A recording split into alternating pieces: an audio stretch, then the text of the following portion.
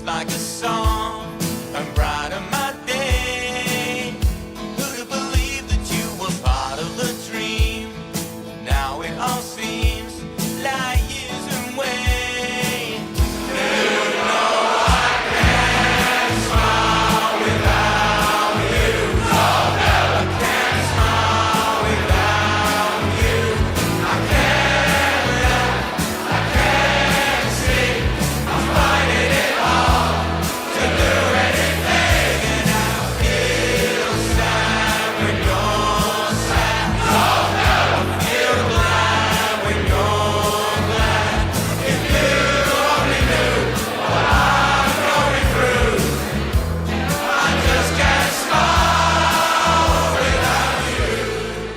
What's happening, people? Welcome back to my channel. Hope you're keeping well. Ends Crystal Palace 0, Tottenham 1. Vital 3 points. A good performance. A good way to end 2025, moving into a new year. I think there's plenty of positives. You guys know me. I am glass half full rather than half empty, but I'm not. I say it every time. I don't sugarcoat it. I say it how it is, but also try and be as balanced as possible. Cover all the areas. So I do believe this channel is for you. I believe it is for everyone, regardless of your opinions on Spurs and football. So if you're new, please like and subscribe. Let's get straight into it. So firstly, I just want to say I'm very proud of the performance from the boys. I think there's several positives to take out of it. I really do. I think, of course, most importantly, it's the vital 3 points away from home. We've been good on the road this year, but the last few results away from home haven't been as we would have wanted. No secret about it. Losing 3-0 to Forest, for example. I believe that's the last time out, wasn't it? Away from home, if I'm not mistaken. Of course, that's not the way, you want a game to go. It's not the way you expect, a game against Forest to go away from home, considering our away record and a load of other things. You didn't expect that. So it's good to bounce back in this game. And I think, you go back a few years, you would have won this game 3-0. Those 2 goals that were disallowed by 5 margins, rightly so. You can't argue with facts, you can't argue with science, but also you can't argue with the fact that you go back a few years in a different era. And it's not an excuse. It's just, it's factual. It's an explanation that Tottenham would have won this game by more.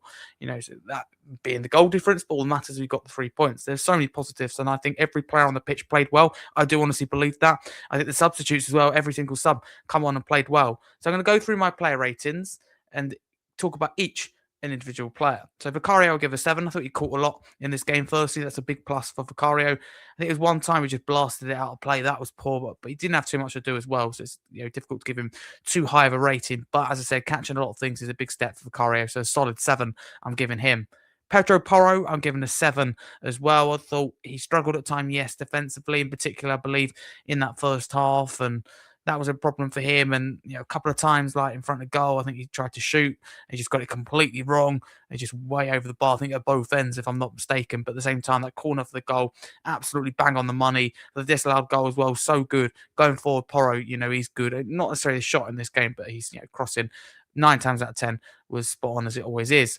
Danso will give an 8, clearly tasked, with the being up against Jean-Philippe Mateta, who hasn't been in good form. Started the season well. Was it 7 goals in 10? Anyway, started the season really well, but has fallen off a cliff a little bit. Worked hard, and Mateta, make no mistake about it, was up for this game, but so was Danso up for the fight. And any time that Mateta beat Danso either got back or, make sure he won the next one. That's the thing. Danso would lose up. He'd definitely win the next one, always. And I made sure I made note of that he always won that tackle after. So that's full credit to him, and that just shows up that he's kind of mentality and just the way he celebrated as well. And I love that from Denso. Big performance from him. Van der Ven, I think he led the side well, captained the side well. I'll give him a 9. Honestly, I thought he'd done really well. Again, full credit to him and his pace, and he just didn't put a foot wrong, put it that way. Spence drove forward well, looked good, give him a 7.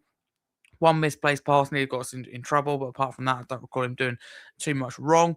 Bentancur given 8. I think, I see Bentancur as this player that tidies up. He's a tidier in midfield, kind of does the tidy, neat work, 1-2 passing. And I don't like how his game's changed. I've said it so many times, used to be this player that was a lot better going forward, risk-taking midfielder, the cutting-edge pass that, nearly went wrong, nearly went right.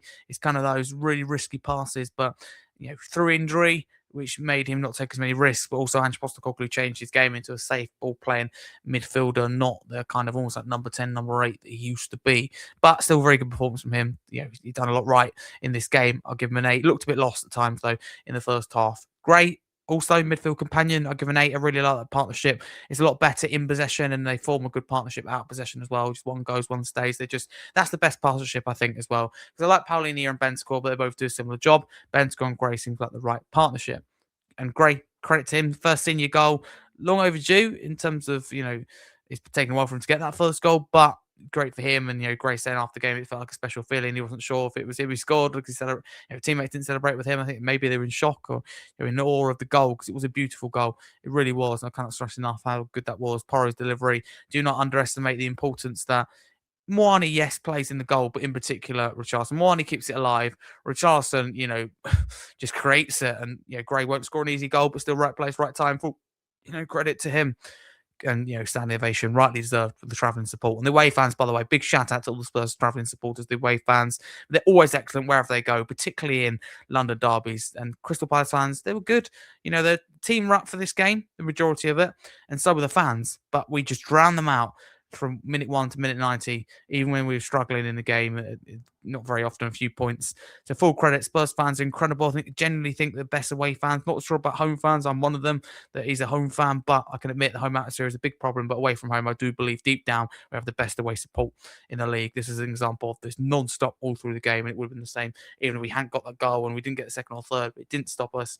In fact, it probably encouraged the fans to do more.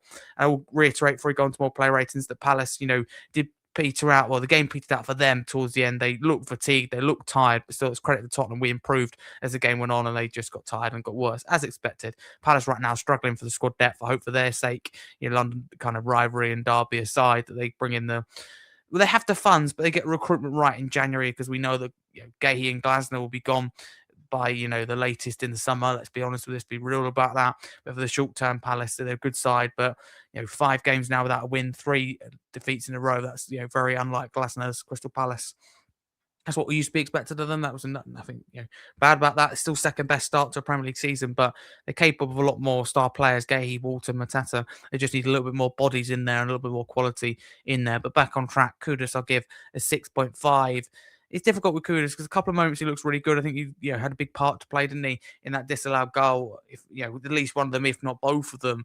But the point is, Kudus does go quiet, and a lot of these games he can still perform a lot better. Bergvall come off injured, wasn't his day. Just his pass wasn't right, touch wasn't right. In moments he looks okay, he looks good, but I think he needs more game time. If I'm honest with you, I think he's sharpness will come with more game time. I'll give him a 6. Moani, I give a 6. It's quiet in some of the games, didn't have too much to do. I don't like him really in that left wing position, but like I said, plays a key part in the goal. Richarlison, I give a 9 because you got to feel for him. 2 disallowed goals. He's someone playing with confidence right now. I thought his hold up play was exceptional. I thought everything he'd done, honestly, nearly everything he'd done, not always perfect, Richarlison, we know that, but some of his knock-ons, I just thought he was excellent. Led the line really well. Big performance from Brazil, and Tottenham was number 9. Substitutes then, Paulinho come on, really good defensive actions. I like him, prefer him actually from the bench. He's got a little bit more, in his tank. He's at the age now where he can't do 90 minutes, twice a week, for even a month. Let's just say it's a lot. Paulinho, I give an 8. Odobert, I give a 9. I just think, come on, looked explosive, looked dynamic, just looked electric ultimately on that left-hand side. And he's missed someone taking on a player. Odobert took on so many players and 1 free kicks looked really good. So I give Paulinho 8, I reiterate, and Odobert a 9. Drags in 8.5 that you come on and put a real defensive shift in. Very key part. Don't underestimate that of controlling the game and preventing Palace from having a clear-cut chance. Was Dragas, he won every header. It was a threat as well in the opposition box. The first touch, he nearly scored. Johnson, I give an 8. Of course, heavy links to Crystal Palace. Interesting to see what happens. Palace, remember their record signing was Benteke, was it? I think it was 31, 32 million. So unlikely they're going to spend more than that on Brennan Johnson, which Tottenham won't want to cut their losses too much. I cannot see in any world this still happening. I don't think it suits Johnson. I think it suits Palace, but it doesn't suit Johnson. I cannot see it happening. There's no secret he needs more game time. But in this game, I thought he looked good. A couple of cutbacks looked decent. And sometimes I thought, I think it was one opportunity. I thought, you got to anticipate that. Or, you didn't look up when you played the pass. But looking dangerous, looking good, and showing some of the signs we saw last year of Tottenham's top scorer, which he is and was. I should say. Johnson, I'll give an 8 there, and that's my player ratings. But honestly, just to quickly reflect, happy with every individual, honestly, today, and I mean that. Of course, everyone can improve. There are negatives, of course. I'm not going to sugarcoat it. I'm not one of those, happy clapper. Some people call on, I don't like to use that term, but some people would say, I can look at it and go, look, the passing's got to be better. We gave the ball away in too many dangerous positions in that first half. The passing wasn't, crisp. It wasn't good enough. There was too many mistakes in there. Maybe a better opposition that Palace at a different point earlier on the season could have punished us. But the point is, we were dominant today. We deserved the 3 points. Very key time to do that. So many positives as well in this game that we haven't seen recently. So it's a performance to get behind. It's a huge result to get behind, beating the team ahead of us, moving up to 11th place, and even like 7th and 8th is in touching distance within 1 or 2 games. So European place is still, on the cards. It's absolutely achievable this year. I don't think necessarily top 4 is, but top 6, top 7. But we've got to build on this. It's no good if we fall back to our old ways. And you're not going to win every week. But we need to see performance like this, where A, we're clinical, and B, we just defend well and we just play well together as a team and individuals play well. But I could ramble at you all night. I'm happy. I hope you get that impression. Get involved in the comments below. What do you think of the game? Who's your man of the match? It's very difficult to say in my view. But thank you very much for watching. That is your instant match reaction within an hour and a half of the game, and also your Spurs player ratings, because I can't do it instantly after the game, so I have to think about the player ratings and watch the game, but even analyze a little bit more. And I think to myself, like, what do I really think of this? I like to give you the best quality as possible. And going into 2026, please subscribe. No better time to do so. I've got new background, I've got a new laptop in a MacBook, got a new microphone, new everything, and there's more to come as well. So new branding, new equipment, better quality, more quantity. We're delivering for you here at Scarfey Spurs Talk, my channel. Please subscribe. No better time to do so. Thank you so much, and a massive come on, you Spurs. Until next time, thank you. Please come back very, very soon. You came along just like a song and brightened my day. Who'd have believed that you were part of the dream? Now it all seems